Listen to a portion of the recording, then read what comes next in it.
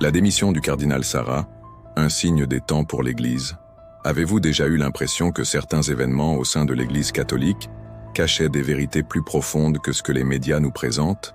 La récente démission du cardinal Robert Sarah, préfet de la Congrégation pour le culte divin, a été présentée comme une simple formalité administrative, une question d'âge. Mais est-ce vraiment tout ce qu'il y a à comprendre? Aujourd'hui, nous allons plonger dans les coulisses de cette démission qui marque un tournant dans l'histoire contemporaine de l'Église. Une démission qui révèle des fractures profondes, des tensions théologiques et des visions opposées sur l'avenir du catholicisme. Ce que vous allez découvrir dans cette analyse pourrait transformer votre compréhension des dynamiques actuelles au Vatican et vous aider à mieux saisir les enjeux spirituels de notre temps. Car derrière les communiqués officiels et les formules diplomatiques se cache une véritable bataille pour l'âme de l'Église. Il y a des démissions qui passent inaperçues et d'autres qui résonnent comme un coup de tonnerre dans un ciel déjà orageux. Celle du cardinal Sarah appartient sans aucun doute à la seconde catégorie. Pourquoi? Parce qu'elle symbolise la fin d'une époque et le début d'une nouvelle ère dans l'histoire de l'Église catholique. Si vous avez déjà ressenti que certaines vérités ecclésiales vous étaient cachées, ou si vous connaissez quelqu'un qui cherche à comprendre les courants profonds qui agitent l'Église aujourd'hui, laissez un j'aime maintenant et abonnez-vous à la chaîne pour recevoir d'autres contenus qui pourraient vous éclairer. Commençons par comprendre qui est le cardinal Robert Sarah. Né le 15 juin 1945 à Ourous, un petit village de Guinée, dans une famille récemment convertie au catholicisme, Robert Sarah a grandi dans un contexte missionnaire. Ses parents ont reçu le baptême peu avant sa naissance, faisant de lui un enfant de la première génération de catholiques dans sa région. Dès son plus jeune âge, il est remarqué par les missionnaires spiritains pour son intelligence vive et sa piété profonde. À l'âge de 13 ans, il quitte son village natal pour entrer au petit séminaire de Bingerville, en Côte d'Ivoire. Son parcours académique le conduit ensuite au grand séminaire de Conakry, puis à Rome où il étudie à l'université pontificale grégorienne et à l'Institut biblique pontifical. Ordonné prêtre le 20 juillet 1969, il devient à seulement 34 ans le plus jeune évêque du monde, lorsque Jean-Paul II le nomme archevêque de Conakry en 1979. Sa nomination intervient dans un contexte particulièrement difficile. La Guinée est alors sous la dictature marxiste de Sékou Touré, qui persécute l'Église catholique. Durant cette période sombre, Mgr Sarah fait preuve d'un courage extraordinaire.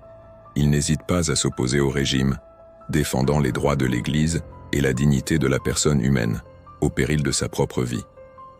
Son nom figure même sur une liste de personnes à éliminer. Cette expérience de la persécution a profondément marqué sa vision de l'Église et sa compréhension de la foi.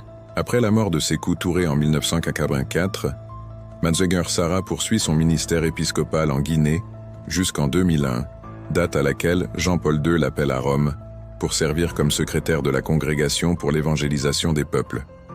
En 2010, Benoît XVI le nomme président du Conseil pontifical Cor Unum, chargé de coordonner l'action caritative de l'Église, et l'élève à la dignité cardinalis. Mais c'est en 2014 que sa carrière prend un tournant décisif lorsque le pape François le nomme préfet de la Congrégation pour le culte divin et la discipline des sacrements, l'un des dicastères les plus importants de la curie romaine. Cette nomination surprend alors de nombreux observateurs, car le cardinal Sarah est connu pour ses positions théologiques et liturgiques traditionnelles qui semblent en décalage avec l'orientation pastorale du pontificat de François. Ses livres, comme Dieu ou rien, La force du silence, où le soir approche et déjà le jour baisse, ont touché des millions de fidèles à travers le monde. Sa parole, empreinte de profondeur spirituelle et d'une fidélité inébranlable à la tradition, résonne comme un phare dans la nuit pour de nombreux catholiques désorientés par les changements rapides dans l'Église et dans la société. Mais cette même parole, cette même fidélité à la tradition, est aussi ce qui a créé des tensions avec le pontificat actuel. Car la démission du cardinal Sarah n'est pas qu'une simple question administrative. Elle révèle des divergences fondamentales sur la direction que doit prendre l'Église au XXIe siècle. Examinons maintenant les indices cachés dans les événements récents qui nous permettent de comprendre les véritables enjeux de cette démission. Premier indice, les désaccords sur la liturgie. Le cardinal Sarah a toujours défendu une approche de la liturgie centrée sur le sacré, le mystère et la transcendance. Il a plaidé pour la réforme de la réforme, encourageant la célébration ad orientem, où le prêtre et les fidèles sont tournés ensemble vers Dieu. Il a défendu l'usage du latin et du chant grégorien comme expression privilégiée de la prière de l'Église.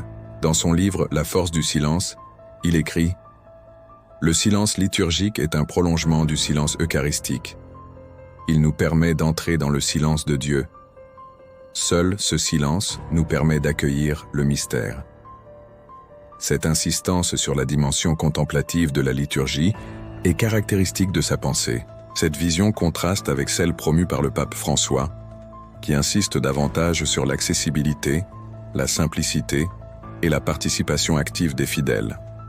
Le motu proprio, Traditionis Custode, publié en juillet 2021, limitant l'usage de la forme extraordinaire du rite romain, a été perçu comme un désaveu direct des positions liturgiques du cardinal Sarah, même s'il a été publié après sa démission. Analysons un exemple concret. En 2016, le cardinal Sarah avait invité les prêtres du monde entier à célébrer la messe face à l'Orient à partir de l'Avent. Cette déclaration, faite lors d'une conférence à Londres, avait provoqué une réaction immédiate du Vatican, qui avait publié un communiqué précisant que cela ne constituait pas une nouvelle directive liturgique. Le porte-parole du Vatican avait alors souligné que la réforme de la réforme n'était pas une politique officielle. Cet épisode illustre parfaitement les tensions sous-jacentes entre deux visions de la liturgie. L'une privilégiant la continuité avec la tradition et la dimension verticale du culte, l'autre mettant l'accent sur l'adaptation aux sensibilités contemporaines, la dimension horizontale de la célébration communautaire. Un autre exemple significatif concerne la traduction des textes liturgiques. En 2017, le pape François a publié le Motu Proprio Magnum Principium, qui modifiait le processus d'approbation des traductions liturgiques, donnant plus d'autonomie aux conférences épiscopales. Cette décision allait à l'encontre de la ligne défendue par le cardinal Sarah, qui plaidait pour des traductions plus fidèles au texte latin original. Dans une lettre au pape rendue publique, le cardinal Sarah avait proposé une interprétation restrictive de ce document, suggérant que la Congrégation pour le culte divin conservait un droit de regard important sur les traductions. Le pape François avait alors répondu par une lettre publique, corrigeant cette interprétation et réaffirmant l'esprit de décentralisation de sa réforme. Ces désaccords sur la liturgie ne sont pas de simples querelles techniques ou esthétiques. Ils révèlent des conceptions différentes de l'Église, de sa nature et de sa mission. Pour le cardinal Sarah, la liturgie est avant tout l'expression du mystère sacré, le lieu où l'homme rencontre Dieu dans la transcendance. Pour le pape François, elle est aussi et surtout le lieu où se manifeste et se construit la communauté des croyants. Deuxième indice, les approches divergentes sur les questions morales et pastorales. Le cardinal Sarah a toujours défendu une position ferme sur les questions du mariage, de la sexualité et de l'accès au sacrement. Il considère que l'Église doit maintenir ses enseignements traditionnels sans compromis, même face aux pressions de la culture contemporaine. Dans son livre « Dieu ou rien », il écrit « L'Église n'a pas à s'adapter au monde, mais à transformer le monde selon l'Évangile. » Cette phrase résume bien sa position sur les questions morales. L'Église doit être un signe de contradiction dans une société qui s'éloigne des valeurs chrétiennes. Le pape François, quant à lui, a adopté une approche plus pastorale, mettant l'accent sur la miséricorde et l'accompagnement des personnes en situation irrégulière. L'exhortation apostolique Amoris Laetitia, publiée en 2016, qui ouvre la possibilité pour certaines personnes divorcées remariées de recevoir la communion après un discernement personnel et pastoral, illustre cette différence d'approche. Sans critiquer directement ce document, le cardinal Sarah a toujours insisté sur l'indissolubilité du mariage et la nécessité de vivre en conformité avec les enseignements de l'Église pour recevoir l'Eucharistie. Lors d'une conférence donnée à Milan en 2018, il déclarait « L'Eucharistie n'est pas un droit, mais un don que nous recevons dans l'humilité et le respect des commandements de Dieu. » Un exemple révélateur de cette tension s'est manifesté lors du synode sur la famille en 2014 et 2015. Le cardinal Sarah avait alors mis en garde contre ce qu'il appelait l'idéologie du genre et la tentation de diluer l'enseignement de l'Église sur le mariage et la famille. Dans une intervention remarquée, Il avait comparé ces idéologies à ce que le nazisme et le communisme ont été au XXe siècle, des propos qui avaient suscité la controverse. Ces interventions contrastaient avec le ton plus conciliant adopté par d'autres participants au synode, plus proche de la vision du pape François, qui insistait sur la nécessité d'accueillir et d'accompagner toutes les personnes, quelle que soit leur situation. La question de l'homosexualité a également révélé des approches différentes. Le cardinal Sarah a toujours défendu l'enseignement traditionnel de l'Église sur cette question, considérant les actes homosexuels comme intrinsèquement désordonnés, selon les termes du catéchisme. Dans son livre « Le soir approche et déjà le jour baisse », il met en garde contre ce qu'il perçoit comme une tentative de normaliser l'homosexualité au sein de l'Église. Le pape François, sans remettre en question l'enseignement doctrinal de l'Église, a adopté un ton plus pastoral et accueillant. Sa célèbre phrase « Qui suis-je pour juger ?», prononcée en 2013 en réponse à une question sur les prêtres homosexuels, et son soutien à des initiatives pastorales pour accueillir les personnes homosexuelles dans l'Église, illustrent cette approche différente. Ces divergences sur les questions morales et pastorales se sont également manifestées dans le domaine de l'œcuménisme et du dialogue interreligieux. Le cardinal Sarah a toujours insisté sur la nécessité de proclamer clairement l'unicité du Christ comme sauveur et la plénitude de vérité présente dans l'Église catholique, même dans le contexte du dialogue avec les autres religions. Dans son livre Pour l'éternité, publié en 2020, il écrit « Le dialogue interreligieux ne doit jamais nous faire oublier l'urgence de l'annonce de l'Évangile. L'Église existe pour évangéliser, non pour dialoguer. » Cette position, tout en reconnaissant la valeur du dialogue, met l'accent sur la mission évangélisatrice de l'Église. Le pape François, tout en affirmant lui aussi l'unicité du Christ, a mis davantage l'accent sur la fraternité humaine et la collaboration entre les religions pour le bien commun. Le document sur la fraternité humaine, signé avec le grand imam d'Al-Azhar en 2019, et l'encyclique Fratelli Tutti, publiée en 2020, témoignent de cette orientation. Troisième indice, et peut-être le plus fondamental, la vision globale de l'Église et de sa mission dans le monde contemporain. Pour le cardinal Sarah, l'Église doit être un signe de contradiction dans un monde sécularisé. Elle doit résister aux pressions de la modernité et maintenir fermement son identité et ses enseignements traditionnels. Cette vision s'exprime clairement dans ses écrits, notamment dans « Le soir approche et déjà le jour baisse », où il dénonce ce qu'il appelle l'apostasie silencieuse de l'Occident et appelle l'Église à être un rempart contre la décadence morale et spirituelle. Il y écrit « L'Occident, autrefois terre de chrétienté, est devenu terre de mission. La foi s'y éteint comme une flamme qui n'a plus d'huile. » Pour le cardinal Sarah, la crise actuelle de l'Église est avant tout une crise de foi et d'identité. Il considère que l'Église s'est trop souvent laissée influencer par l'esprit du monde, au détriment de sa mission prophétique. Dans une interview accordée au magazine Valeurs Actuelles en 2019, il déclarait « L'Église traverse une crise dramatique. Elle a perdu la conscience de sa nature et de sa mission. » Le pape François, en revanche, insiste davantage sur une Église en sortie qui va à la rencontre du monde, dialogue avec lui et l'accompagne. Dans son exhortation apostolique Evangelii Gaudium, publiée en 2013, il écrit « Je préfère une Église accidentée, blessée et sale pour être sortie par les chemins, plutôt qu'une Église malade de son enfermement et qui s'accroche confortablement à ses propres sécurités. » Cette différence de vision se manifeste également dans l'approche des questions sociales et politiques. Le cardinal Sarah, sans négliger l'importance de la justice sociale, met davantage l'accent sur les questions morales et spirituelles. Il se montre critique envers certaines formes de théologie de la libération et met en garde contre le risque de réduire l'Évangile à un message social ou politique. Dans son livre « Dieu ou rien », il écrit « L'Église n'est pas une ONG. Sa mission première est de conduire les hommes à Dieu. » Cette phrase résume bien sa préoccupation de maintenir la dimension transcendante et spirituelle de la mission ecclésiale. Le pape François, tout en affirmant lui aussi la dimension transcendante de l'Église, met davantage l'accent sur son engagement social et sa solidarité avec les pauvres et les marginalisés.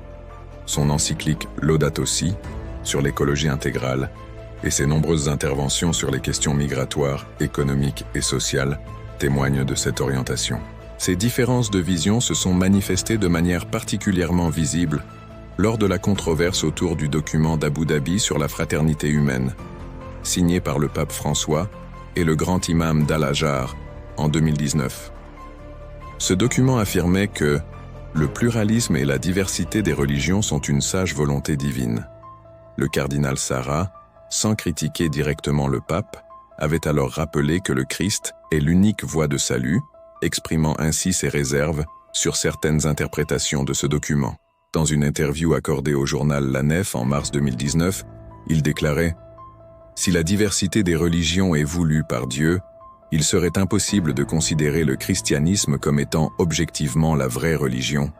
Mais le christianisme est la vraie religion, car c'est Jésus lui-même qui l'a fondée en s'incarnant. » Ces propos, sans contredire directement le pape, proposaient une interprétation restrictive du document d'Abu Dhabi, soulignant la nécessité de le lire à la lumière de la tradition catholique et de l'enseignement constant de l'Église sur l'unicité salvifique du Christ. Un autre exemple de cette différence de vision concerne l'approche de la tradition et de la continuité dans l'Église. Le cardinal Sarah a toujours insisté sur l'importance de la continuité avec la tradition bimillénaire de l'Église. Pour lui, la tradition n'est pas un fardeau du passé, mais une source vivante qui nourrit la foi et l'identité catholique. Dans son livre La force du silence, il écrit « La tradition n'est pas la transmission de choses mortes, mais la transmission vivante du feu. » Cette conception de la tradition comme une réalité vivante et dynamique, mais aussi normative et contraignante, est caractéristique de sa pensée. Le pape François, tout en respectant la tradition, met davantage l'accent sur la nécessité de l'adaptation et du discernement face aux défis nouveaux. Dans son discours aux cardinaux avant le conclave de 2013, il avait mis en garde contre le risque de l'autoréférentialité ecclésiale et appelé l'Église à sortir d'elle-même pour évangéliser les périphéries existentielles. Cette différence d'approche s'est manifestée dans la gestion des réformes au sein de l'Église. Le cardinal Sarah a toujours plaidé pour des réformes qui respectent la continuité avec la tradition, tandis que le pape François a parfois adopté une approche plus audacieuse, n'hésitant pas à remettre en question certaines pratiques établies. La question de la synodalité illustre bien cette différence. Le pape François a fait de la synodalité un axe majeur de son pontificat, encourageant une plus grande participation des laïcs et une décentralisation des processus de décision dans l'Église. Le synode sur la synodalité, lancé en 2021, témoigne de cette orientation. Le cardinal Sarah, sans s'opposer au principe de la synodalité, a exprimé des réserves sur certaines de ses interprétations. Dans une interview accordée au journal La Croix en 2019, il mettait en garde contre le risque de transformer l'Église en parlement et rappelait que la synodalité ne peut pas remettre en question la structure hiérarchique voulue par le Christ. Ces différences de vision ne sont pas simplement théoriques ou abstraites. Elles ont des implications concrètes sur la manière dont l'Église se comprend elle-même et dont elle remplit sa mission dans le monde contemporain. Elles influencent les décisions pastorales, liturgiques et disciplinaires, et façonnent l'expérience quotidienne des fidèles. Mais au-delà de ces désaccords théologiques et pastoraux, la démission du cardinal Sarah révèle une réalité plus profonde. L'existence de deux courants au sein de l'Église catholique, deux visions différentes de ce que doit être l'Église au XXIe siècle. D'un côté, une vision qui met l'accent sur la continuité avec la tradition, la fidélité aux enseignements immuables de l'Église et la résistance aux pressions de la culture contemporaine. De l'autre, une vision qui insiste sur le dialogue avec le monde moderne, l'adaptation pastorale et la réponse aux défis nouveaux posés par la société actuelle. Ces deux visions ne sont pas nécessairement incompatibles, mais elles créent des tensions réelles au sein de l'Église. La démission du cardinal Sarah peut être interprétée comme un symbole de ces tensions, un signe des temps qui nous invite à réfléchir sur l'avenir du catholicisme. Pour mieux comprendre ces tensions, il est utile de les replacer dans leur contexte historique. L'Église catholique a toujours connu des débats internes et des courants différents. Pensons aux controverses entre les dominicains et les franciscains au Moyen Âge, aux débats entre jésuites et jansénistes à l'époque moderne, ou aux tensions entre progressistes et conservateurs au moment du Concile Vatican II. Ces débats font partie de la vie normale de l'Église et témoignent de sa vitalité. Comme l'écrivait le théologien John Henry Newman au XIXe siècle, la vie se manifeste par le mouvement. Une Église vivante est une Église où s'expriment des sensibilités et des approches différentes, dans le cadre de l'unité de la foi. Cependant, les tensions actuelles semblent particulièrement vives, peut-être parce qu'elles s'inscrivent dans un contexte de crise plus générale de l'Église, notamment en Occident.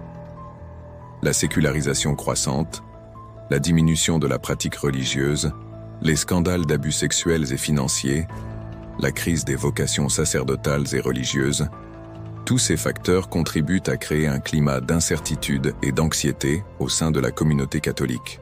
Dans ce contexte, les différentes sensibilités ecclésiales ont tendance à se radicaliser et à s'opposer plus frontalement.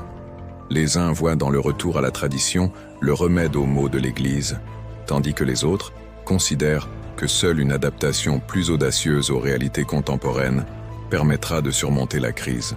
Le cardinal Sarah est devenu, au fil des années, une figure emblématique du courant traditionnel au sein de l'Église. Ses livres, ses conférences et ses interventions publiques ont touché un large public, bien au-delà des cercles traditionnalistes. Sa parole, empreinte de profondeur spirituelle et de courage prophétique, a résonné comme un appel à la fidélité dans un temps de confusion et de compromis.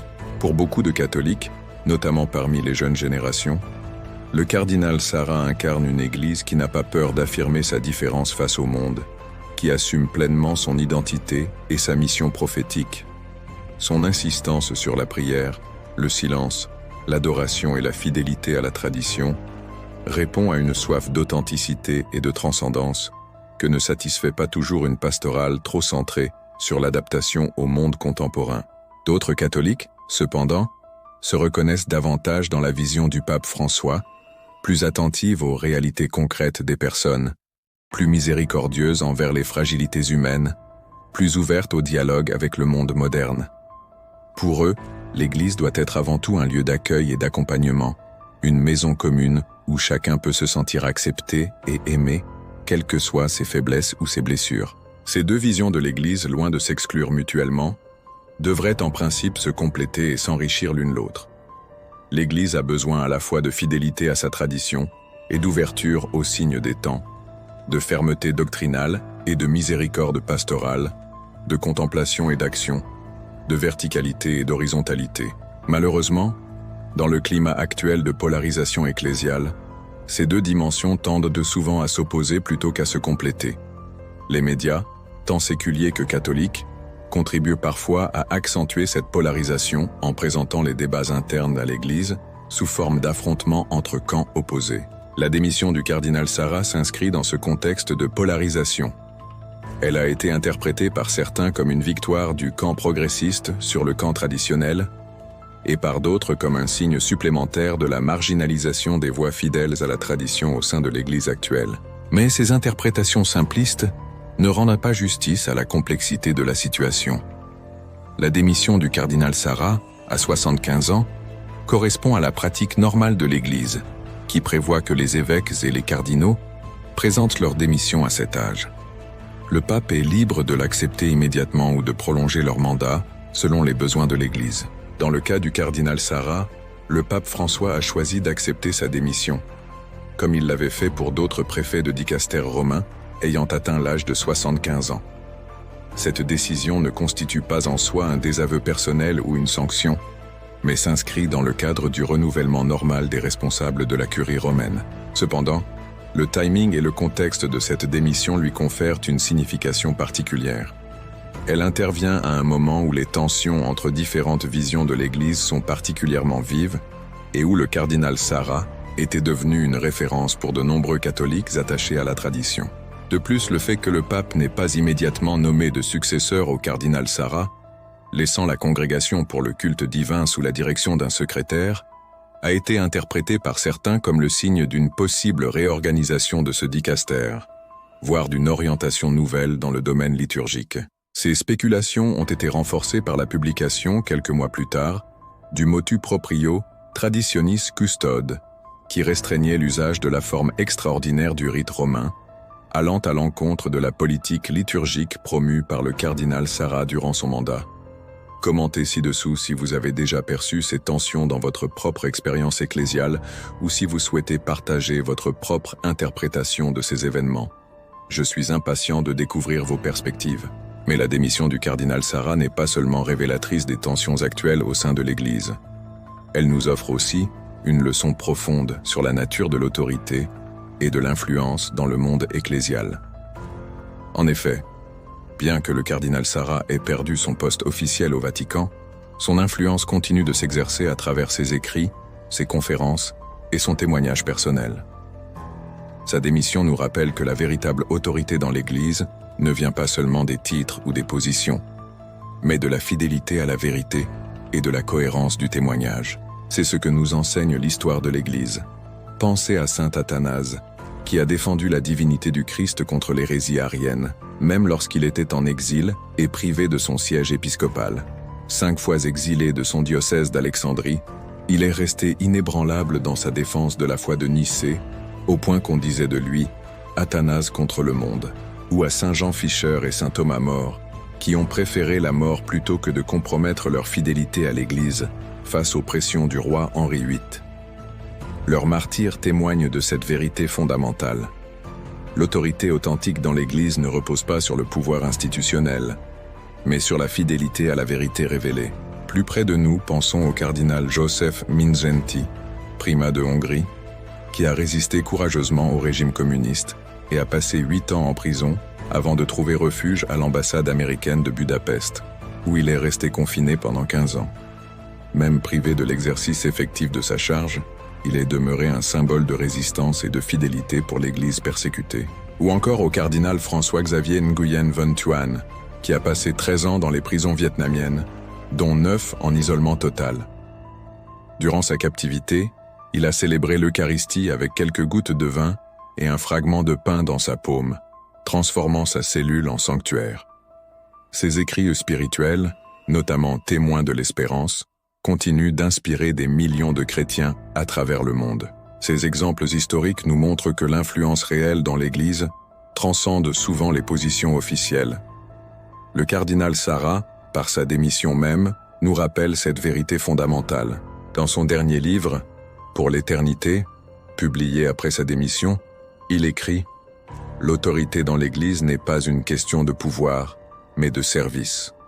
Elle ne s'exerce pas par la contrainte, mais par le témoignage de la vérité. » Ces paroles résonnent comme un écho de l'enseignement du Christ lui-même. Vous savez que les chefs des nations les tiennent sous leur pouvoir, et que les grands les tiennent sous leur domination. Il ne doit pas en être ainsi parmi vous. Au contraire, si quelqu'un veut être grand parmi vous, qu'il soit votre serviteur. Matthieu 20, 25, 26. De plus, sa démission nous invite à réfléchir sur le rôle des veilleurs dans l'Église. Dans un monde ecclésial parfois troublé par les divisions et les confusions doctrinales, des voix comme celle du cardinal Sarah jouent un rôle essentiel en rappelant les fondements de la foi et en alertant sur les dangers de certaines dérives. Le prophète Ézéchiel, dans l'Ancien Testament, parle du rôle du veilleur qui doit avertir le peuple des dangers qui le menacent. « Fils d'homme, je t'ai établi comme sentinelle pour la maison d'Israël. Tu écouteras la parole qui sort de ma bouche, et tu les avertiras de ma part. » Es 3, 17. De même, tout au long de l'histoire de l'Église, certaines figures ont joué ce rôle de sentinelle, alertant sur les risques de dilution de la foi ou d'accommodation excessive avec l'esprit du monde. On peut penser à saint Jérôme, qui n'hésitait pas à dénoncer les compromissions de son temps avec une verve parfois acerbe, ou à sainte Catherine de Sienne, qui adressait des lettres courageuses aux papes et aux princes pour les rappeler à leurs devoirs, ou encore à John Henry Newman, qui a défendu l'intégrité de la foi catholique face aux tentations du libéralisme théologique au XIXe siècle. Le cardinal Sarah semble avoir embrassé ce rôle de veilleur. Sa démission, loin de réduire son influence, pourrait même la renforcer en lui donnant une plus grande liberté de parole. Libéré des contraintes diplomatiques liées à sa fonction au Vatican, il peut désormais s'exprimer plus librement sur les questions qui lui tiennent à cœur. C'est d'ailleurs ce qu'il a commencé à faire depuis sa démission, à travers ses interventions publiques et ses écrits. Sa voix continue de résonner comme un appel à la fidélité et à l'authenticité, dans un contexte ecclésial parfois marqué par la confusion et le relativisme. Dans une interview accordée au magazine Famille chrétienne en avril 2021, peu après sa démission, il déclarait « Je continuerai à servir l'Église par la prière, la réflexion et l'écriture. La retraite n'est pas une démission, mais une autre forme de service. » Ces paroles témoignent de sa conception du ministère comme un service de la vérité qui ne dépend pas d'une fonction officielle. Depuis lors, il a poursuivi ses interventions publiques, participant à des conférences, des retraites et des événements ecclésiaux dans différents pays. Sa parole, loin d'être marginalisée, continue d'être recherchée et écoutée par de nombreux fidèles, prêtres et évêques à travers le monde. Cette influence persistante du cardinal Sarah nous rappelle une vérité fondamentale. Dans l'Église, l'autorité authentique ne repose pas sur le pouvoir institutionnel, mais sur la fidélité à la tradition apostolique et sur la cohérence du témoignage personnel. Comme l'écrivait saint Paul aux Corinthiens, ce n'est pas celui qui se recommande lui-même qui est approuvé, c'est celui que le Seigneur recommande. 2 Codis 18. Mais la leçon la plus profonde que nous pouvons tirer de la démission du cardinal Sarah est peut-être celle de l'humilité et de la soumission à la volonté divine. En acceptant de se retirer, sans amertume ni révolte, il nous donne un exemple de cette vertu fondamentale du christianisme. Dans son livre La force du silence, il écrit « L'humilité est la vertu par excellence du chrétien. Elle nous configure au Christ qui s'est abaissé jusqu'à la mort de la croix. Cette humilité, il l'a manifestée dans la manière dont il a accepté sa démission, sans chercher à s'accrocher à sa position ou à créer des divisions dans l'Église. Dans un monde où le pouvoir et l'influence sont souvent recherchés pour eux-mêmes, cette attitude de détachement et d'abandon à la providence divine constitue un témoignage puissant. Elle nous rappelle que l'Église n'est pas une organisation humaine comme les autres, mais le corps mystique du Christ, guidé par l'Esprit Saint à travers les vicissitudes de l'histoire. Le cardinal Sarah lui-même a souvent insisté sur cette dimension surnaturelle de l'Église. Dans son livre « Dieu ou rien », il écrit « L'Église n'est pas une démocratie ou une organisation humaine comme les autres. Elle est le corps mystique du Christ, guidé par l'Esprit Saint. » Cette vision de foi l'a sans doute aidé à accepter sa démission avec sérénité, confiant dans la providence divine qui guide l'Église à travers les tempêtes de l'histoire. Cette perspective de foi nous invite à regarder au-delà des tensions et des conflits actuels pour discerner l'action de Dieu dans les événements de notre temps. Car si l'Église connaît aujourd'hui des divisions et des difficultés, elle a traversé bien d'autres crises au cours de son histoire bimillénaire, et elle a toujours émergé purifiée et renouvelée de ces épreuves. Pensons aux grandes crises qui ont jalonné l'histoire de l'Église. La crise arienne au IVe siècle, qui a vu la majorité des évêques adhérer à une hérésie, le grand schisme d'Occident au XIVe et XVe siècle, qui a divisé l'Église entre deux, puis trois obédiences papales, la crise protestante au XVIe siècle qui a déchiré la chrétienté occidentale, ou encore la crise moderniste au début du XXe siècle, qui a ébranlé les fondements intellectuels de la foi catholique. À chaque fois, l'Église a traversé ces épreuves et en est sortie renouvelée, grâce à l'action de l'Esprit Saint et au témoignage de saints qui ont su rester fidèles à l'Évangile dans les temps d'obscurité. Comme l'écrivait le cardinal de Lubac, « L'Église a connu bien des hivers, mais après chaque hiver vient un printemps. » La démission du cardinal Sarah peut ainsi être vue comme un signe d'espérance, nous rappelant que Dieu continue d'agir dans son Église, parfois de manière mystérieuse et inattendue. Elle nous invite à la confiance et à la persévérance, même dans les moments d'obscurité et d'incertitude. Dans son dernier livre, Pour l'éternité, le cardinal Sarah écrit « Les crises dans l'Église sont des moments de purification et de renouvellement. Elles nous invitent à approfondir notre foi et à revenir à l'essentiel, la rencontre personnelle avec le Christ. » Ces paroles nous rappellent que les difficultés actuelles, loin de nous décourager, doivent nous stimuler à un engagement plus profond et plus authentique dans notre vie de foi. Car au-delà des débats théologiques et des controverses ecclésiales, l'essentiel demeure la rencontre personnelle avec le Christ et la fidélité à son évangile. Comme l'écrivait saint Paul aux Corinthiens, « Je n'ai rien voulu savoir parmi vous, sinon Jésus-Christ et Jésus-Christ crucifié. » 1 Cor 2:2. C'est peut-être là la leçon la plus profonde que nous offre le cardinal Sarah à travers sa démission. Au milieu des tempêtes qui agitent l'Église, garder les yeux fixés sur le Christ, seul rocher inébranlable sur lequel nous pouvons construire notre vie et notre espérance.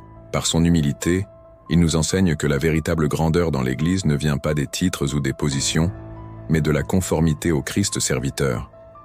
Par son courage, il nous rappelle que la fidélité à la vérité exige parfois des sacrifices personnels. Par sa sérénité face à l'adversité, il nous montre que la paix intérieure vient de l'abandon confiant à la providence divine. En conclusion, la démission du cardinal Robert Sarra est bien plus qu'un simple événement administratif au sein de la curie romaine. Elle est révélatrice des tensions théologiques et pastorales qui traversent l'Église catholique aujourd'hui. Elle met en lumière deux visions différentes de ce que doit être l'Église au XXIe siècle. L'une insistant sur la fidélité à la tradition, l'autre sur l'ouverture au monde contemporain. Mais au-delà de ces tensions, elle nous offre aussi une leçon profonde sur la nature de l'autorité dans l'Église, sur le rôle des veilleurs et sur l'importance de l'humilité et de la soumission à la volonté divine. Elle nous invite à regarder les événements actuels avec les yeux de la foi, discernant l'action de Dieu dans l'histoire de son Église. Dans un monde ecclésial parfois marqué par la confusion et la division, des figures comme le cardinal Sarra nous rappellent l'importance de rester fidèle à la vérité, même quand cela implique des sacrifices personnels. Leur témoignage nous encourage à persévérer dans notre propre chemin de foi, confiant que Dieu continue de guider son Église à travers les défis de notre temps. Comme l'écrivait saint Augustin, l'Église est secouée par les flots et les tempêtes, mais elle ne sombre pas, car elle est fondée sur le Christ. Cette certitude de foi nous permet de traverser les crises actuelles avec espérance et sérénité, sachant que le Christ demeure le maître de l'histoire et que son Église, malgré ses faiblesses humaines, reste le sacrement du salut pour le monde. La démission du cardinal Sarra nous rappelle enfin l'importance de la liberté intérieure et de la fidélité à sa conscience. Dans un monde où le conformisme et la peur du « qu'en dira-t-on » dominent souvent, son exemple nous encourage à rester fidèles à nos convictions, même quand cela va à contre-courant de l'opinion dominante. Dans son livre « La force du silence », il écrit « La liberté intérieure est le bien le plus précieux. Elle nous permet de dire la vérité sans crainte et d'agir selon notre conscience, même quand cela nous coûte. Cette liberté intérieure, fruit de la prière et de l'union à Dieu, est sans doute ce qui lui a permis d'accepter sa démission avec dignité et sérénité. Si vous pensez que ces réflexions pourraient aider quelqu'un dans sa quête spirituelle ou dans sa compréhension des dynamiques actuelles au sein de l'Église, partagez cette vidéo avec vos proches. N'oubliez pas de vous abonner pour recevoir nos analyses hebdomadaires et activer la cloche pour ne manquer aucune nouvelle publication. Ensemble, nous pouvons approfondir notre compréhension des événements qui façonnent l'Église d'aujourd'hui et discerner les signes des temps à la lumière de la foi. Merci d'avoir suivi cette analyse. Que Dieu vous bénisse et vous garde dans sa paix.